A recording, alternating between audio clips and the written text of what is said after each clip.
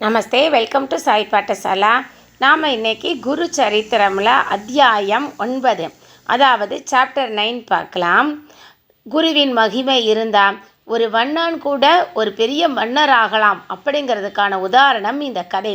இந்த கதை என்னங்கிறத கேட்கலாம் வாங்க. சித்தர் சொன்னதை கேட்ட நாமதாரகர் சுவாமி ஸ்ரீபாத வல்லபர் மேலும் குருவபுரத்தில் என்ன லீலைகள் செய்தார் என்று கூறுங்கள், கேட்க ஆவலாக இருக்கிறது என்றார். அதற்கு சித்தர், ஸ்ரீபாத வல்லபர் தினமும் கிருஷ்ணா நதியில் குளித்துவிட்டு சந்தியாவந்தனம் செய்த பிறகு ஆசிரமத்திற்கு செல்வார். அவர் இப்படி வரும்பொழுது அந்த ஊரில் வசிக்கும் வண்ணான் ஒருவன் பகவானை பார்த்து வணங்கி அவர் செல்லும் வழியை பெருக்கி சுத்தம் செய்வான். இப்படி தினமும் அவன் வணங்குவதை பார்த்த ஸ்ரீபாத ஸ்ரீ வல்லபர் ஒரு நாள், மகனே, நீ மிக பக்தியுடன் என்னை தினமும் வணங்குகிறாய், நான் சந்தோஷமடைந்தேன் என்றார். இதை கேட்ட பிறகு அவனுக்கு பக்தி அதிகரித்தது. தினமும் சுவாமிகளின் ஆசிரமத்திற்கு சென்று அதை சுத்தமாக பெருக்கி பிறகு தன் வேலைக்கு சென்று கொண்டிருந்தான். இப்படி சில நாட்கள் கழிந்தன. பிறகு ஒரு நாள் ஸ்ரீபாதர் அவனை பார்த்து, மகனே, நீ செய்கின்ற இந்த தொண்டுக்கு மிக சந்தோஷமடைந்தேன். உனக்கு அரச பதவி அளிக்கலாம் என்று நினைக்கிறேன்.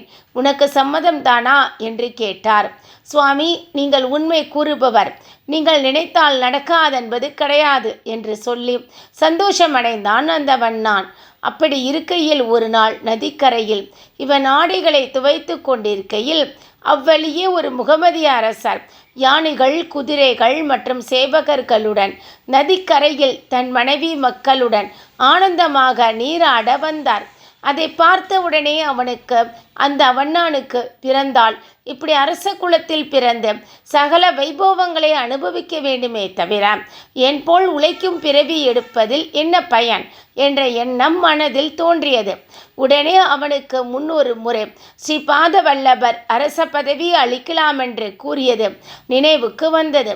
உடனே அவன் ஸ்ரீபாத வல்லபரின் ஆசிரமத்திற்கு சென்று பகவானை பார்த்து வணங்கி நின்றான்.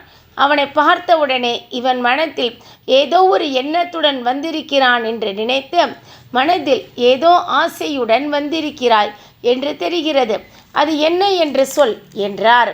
அப்பொழுது அவன், சுவாமி, இன்று ஒரு முகமதிய மன்னர் நதிக்கரையில் தன் பரிவாரங்களுடன் நீராட வந்திருந்தார். அவர் ஆனந்தமாக சகல வைபோகங்களுடன் வந்ததை பார்த்தால் சந்தோஷமாக உள்ளது. ஆனால் உங்கள் பாதங்களின் அருகாமையில் இருந்து புரியும் சேவைக்கு இணையானது ஏதும் இருக்காது.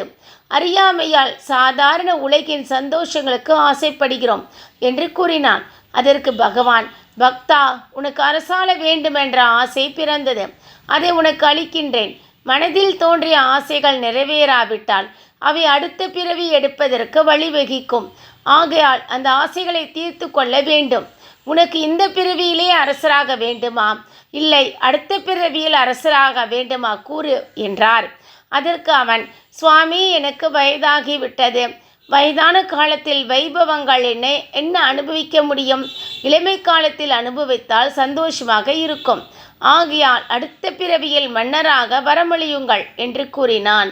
அப்படியே ஆகட்டும். நீ அடுத்த பிறவியில் முகமதிய குலத்தில் பிறந்த வைடூரிய நகரத்தை, தற்பொழுது பீத்தர் என்று அழைக்கப்படும் இடம், ஆழ்வாய் என்று வரமளித்தார். அதற்கு அவன், சுவாமி, அடுத்த பிறவியும் உங்களின் தரிசனம் எனக்கு கிடைக்க வேண்டும், அதற்கு அருள் புரியுங்கள் என்று வேண்டினான். அப்படியே ஆகட்டும். நான் இன்னும் சில நாட்களில் இந்த அவதாரத்தை முடித்து கொண்ட நரசிம்ம சரஸ்வதி அவதாரம் எடுப்பேன். உன் இறுதி காலத்தில் என் தரிசனம் உனக்கு கிடைக்கும் என்றார். இதை கேட்டு சந்தோஷமடைந்த ஸ்ரீபாத வல்லபரை சாஷ்டாங்கமாக வணங்கி தன் வீட்டிற்கு சென்ற உடனே மரணமடைந்தான். ஸ்ரீபாதர் இப்படி பல லீலைகள் செய்த பக்தர்களுக்கு அருள் புரிந்து சில காலம் குருவபுரத்தில் வாழ்ந்தார். அவர் குருவபுரத்தில் வாழ்ந்ததால் அக்குருவபுரம் மிக பிரசித்தி பெற்றது. அவர், நான் அம்பிகைக்கு என் போன்ற மகன் பிறப்பான் என்று வரமளித்ததால் எனக்கு சமமானவர் யாரும் இல்லை என்பதால் நானே அவளின் கர்ப்பத்தில் பிறக்க வேண்டும்.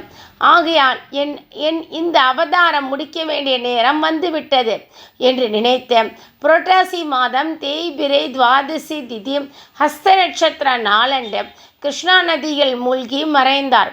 அப்படி ஸ்ரீபாத ஸ்ரீ வல்லபர் தன் அவதாரத்தை முடித்து கொண்டாலும் அங்கு பக்தர்களுக்கு தரிசனம் தந்து அருள் புரிகிறார். ஸ்ரீ பாதரின் பாதுகைகள் குருவபுரத்தில் நிறுவப்பட்டிருக்கின்றன.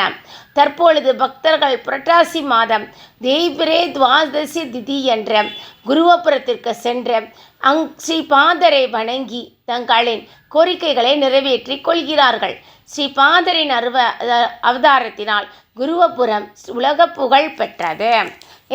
இதுக்கு முன்னாடி உள்ள கதை கேட்கணுன்னா என்னுடைய முன்னாடி இருக்கிற வீடியோவில் போய் செக் பண்ணிக்கோங்க. இதுக்கப்புறம் வர்ற கதை அடுத்தடுத்த வீடியோவில் அப்லோட் பண்ணுறேன். தேங்க்யூ.